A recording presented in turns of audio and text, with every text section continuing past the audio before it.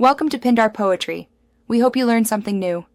In this video, I will explain how to replace the battery in your Nissan Murano key fob. First, gather your tools. You'll need a small flathead screwdriver and a fresh CR2032 battery. Make sure you have a clean, well-lit area to work in.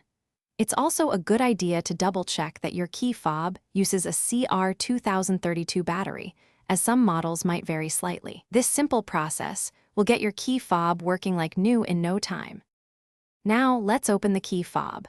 Look for a small slot, usually on the side where the emergency key slides out. Carefully insert the tip of your small flathead screwdriver into this slot.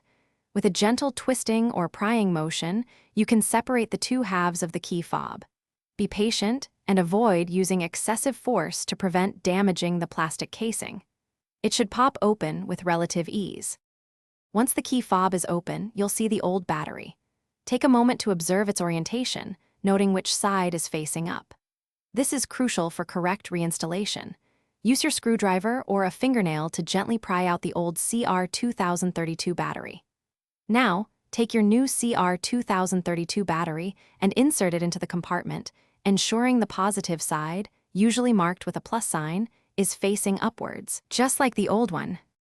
With the new battery in place, it's time to reassemble your key fob. Carefully align the two halves of the casing and press them firmly together until you hear a click, indicating they are securely fastened. Once reassembled, head to your Nissan Murano and test the key fob's functions, like locking and unlocking the doors, to ensure everything is working correctly. Also, remember to check the description for a link to the Owala water bottle and other great deals. Thanks for watching. Consider subscribing if we helped you.